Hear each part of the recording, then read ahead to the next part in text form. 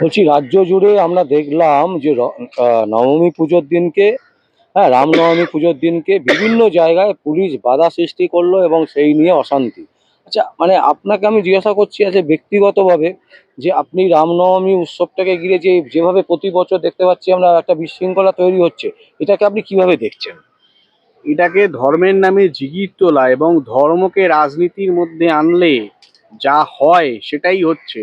আমাদের প্রাক্তন মুখ্যমন্ত্রী, যিনি প্রধানমন্ত্রীর ডাক পেয়েছিলেন, জ্যোতিবাবু বা জ্যোতি বসু নামে যাকে আমরা জানি, জ্যোতি বসুবাবু একটা কথা বলেছিলেন, বা জ্যোতিবাবু একটা কথা বলেছিলেন, ধর্ম কখনো রাজনীতির অঙ্গ হতে পারে না। আর ধর্ম যদি রাজনীতির অঙ্গ হয় তাহলে যেটা হওয়ার সেটাই হচ্ছে। আজকে ধর্ম রাজনীতির অঙ্গ, ধর্মচারণের মতো চলবে, রাজনীতি রাজনীতির মতো চলবে। ধর্ম যদি রাজনীতির অঙ্গ হয় তাহলে রামনবমীতেও ঝামেলা হবে, ঈদেও ঝামেলা হবে। খুব প্রাসঙ্গিক এই জিনিসটা 2011 পরবর্তী সময় থেকে এই জিনিসটা বেশি এর বারবারন্ত হয়েছে। এর আগে কি রামনবমী হয়নি পশ্চিমবঙ্গের মাটিতে? এর আগে রামনবমী হয়নি?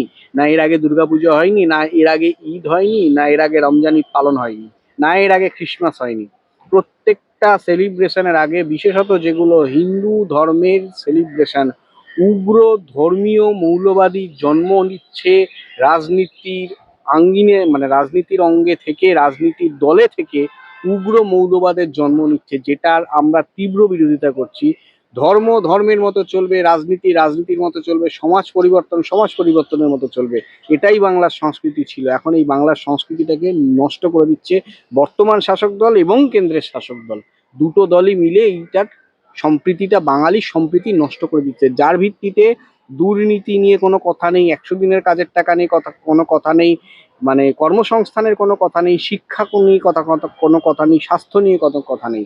আজকে খুব দুর্ভাগ্য, আপনি যে প্রশ্ন আমাকে করছেন সেই প্রশ্নটা খুব দুর্ভাগ্যজনক যে এই প্রশ্নটাও বাংলার বুকে হচ্ছে, কারণ এই জায়গা তৈরি হয়েছে। কারণ তার মানে বুঝতে হবে, যারা এই জায়গা তৈরি করেছে তারা এই জায়গা তৈরি করতে সাকসেস, তারা এই জায়গা তৈরি করতে সাকসেস বলে আপনাদের মতো অনেক সম্মানীয় জার্নালিস্ট বা যারা সাংবাদিক বন্ধু, তারা আমাদেরকে এই প্রশ্ন করছে। কিন্তু তারা আমাদেরকে এই প্রশ্ন করছে না এখানকার দুর্নীতি, এখানকার 100 দিনের কাজের টাকা, বেকার যুবকদের চাকরি, বেকার যুবকদের কর্মসংস্থান, শিক্ষা, স্বাস্থ্য নিয়ে কথা বলা, এগুলো নিয়ে কোনো প্রশ্ন নেই, এগুলো নিয়ে প্রশ্ন হবেও না, কারণ সিস্টেমটাই এরম হয়ে যাচ্ছে। বলছি যাদবপুর বিশ্ববিদ্যালয়ে আমরা দেখলাম রামনবমীর দিনকে একেবারে এ পার্টি রামনবমী পুজো করছে, ও পার্টি করছে, আবার আরেক পার্টি ইনকলাব জিন্দাবাদ বলছে। মানে এটা যাদবপুর ইউনিভার্সিটিতেও এই ধরনের জিনিস হবে? আমি তো বলছি, রাজনীতির মধ্যে যদি ধর্ম ঢুকে যায়, ধর্ম যদি রাজনীতির অঙ্গ হিসেবে পরিগণিত হয়, বা ধর্ম যদি রাজনীতির একটা পার্ট হয়ে যায়, যেটা 2011 পরবর্তী সময় অনেক বেশি করে প্রভাব ফেলছে, তাহলে এরকমই হবে, বরং এর থেকে আরো ভয়ঙ্কর হবে। তার জন্যই বলার যে সময় তো আমাদের এসে গেছে হাতে। মুখ্যমন্ত্রী আপনারা দেখেছেন 25টারও বেশি লাভজনক পদ থেকে ইস্তফা ইস্তফা দিয়েছে দিয়েছে। বিগত সপ্তাহে, না এই হুম। সপ্তাহে, এই এই সপ্তাহে কিছুদিন সপ্তাহে। আগে, দু একদিন আগে। তাহলে এই ইস্তফাটা যাতে পার্মানেন্ট হয়, এবং এই ফেল মুখ্যমন্ত্রী, যে চাকরি দিতে ব্যর্থ, যে দুর্নীতিতে আকণ্ঠ, যে দিয়ে দিতে ব্যর্থ, এরম একটা ব্যর্থ মুখ্যমন্ত্রীকে ফেল করিয়ে সাধারণ মানুষ যেন তার ভোটাধিকার প্রয়োগ করে নতুন সরকারকে পাশ করিয়ে ক্ষমতায় আনে, এটুকুই বলা। না, বলছি এইভাবে 25টা পদের আমাদের থাকা যায়? মানে একটা মুখ্যমন্ত্রী, তিনি স্বরাষ্ট্রমন্ত্রী, পুলিশ মন্ত্রী, অর্থমন্ত্রী, মানে সমস্ত পদে থাকবেন, 25খানা পদ?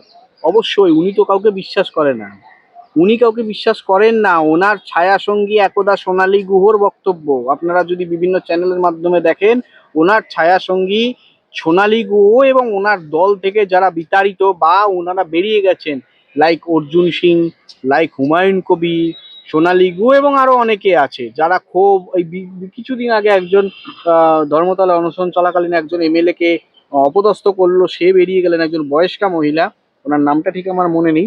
তো উনিও কোথাকার একজন এমএলএ, উনি বললেন আমি রাজনৈতিক সন্ন্যাস নিচ্ছি, এই কথা উনি প্রেসে বলেছেন, মিডিয়াতে বলেছেন, কোট আন কোট, আমার কথা নয়। তো উনি তো কাউকে মানেন না, উনি কাউকে গুরুত্ব দেন না, এবার উনি কাউকে ভরসাও করেন না। ভরসা না করলে, কাজ ভাগ করে না দিতে পারলে সব দপ্তর আঁকড়ে বসে থাকবে, এটাই স্বাভাবিক। এবং সব দপ্তর যক্ষের ধন হিসেবে আঁকড়ে ধরে থাকবে, এটা খুব স্বাভাবিক।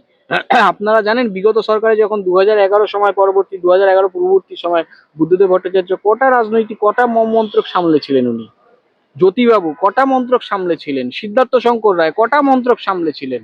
যদিও সিদ্ধার্থ শঙ্কর রায় মানে একটু অন্যরকম ছিলেন, বা তার আমলে ইমার্জেন্সিটা হয়েছিল।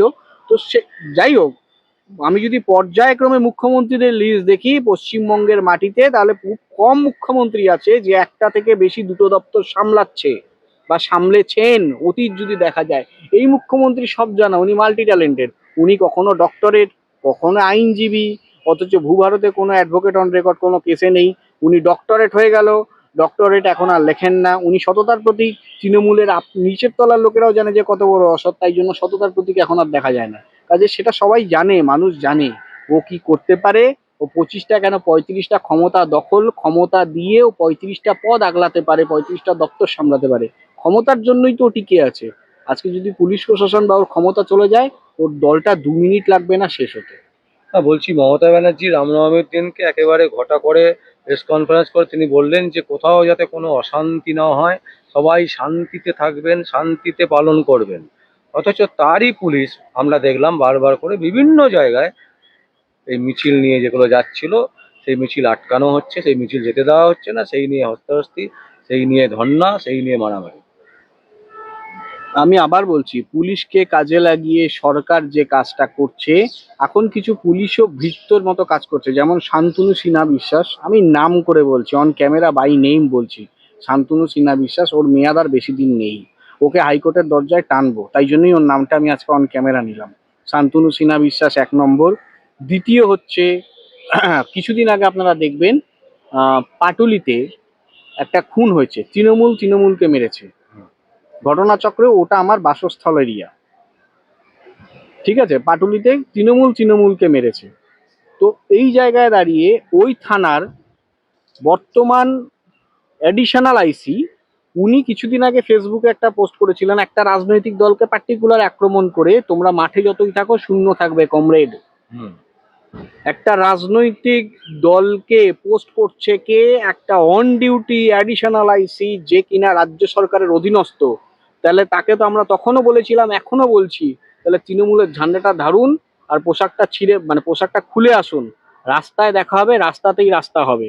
আপনি কত বড় মস্তান, আমরা আমাদের ছেলেরা থানায় বুঝে, এই রাস্তার মেন রোডে বুঝবে।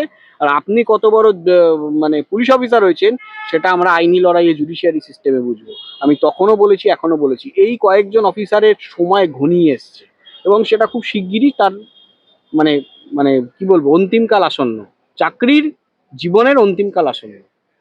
আর মমতা যে বলছেন বারবার করে, দেখুন, মমতা ব্যানার্জি যে বলছে, যিনি নিজে অশান্তি ছড়াতে মাস্টার, আপনারা যদি তার ইতিহাস দেখেন, লোকসভায় স্পিকারের মুখে কাগজ ছুঁড়ে ফেলা প্রথম ইতিহাস।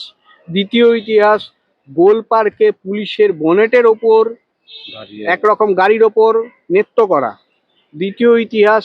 সব থেকে বড় তৃতীয় ইতিহাস, বিধানসভা ভাঙচুর, গণতন্ত্রের পীঠস্থানকে ভাঙচুর করা। উনি নিজেই হচ্ছে অশান্তির মূল নায়িকা। উনি নিজে শান্ত থাকতে বলছে, তার মানে ঘুরপথে ধরে নিতে হবে যে উনি বলছে ওনার ছেলেদের যে বাপ তোরা কর, পুলিশ তোদের সাথে আছে।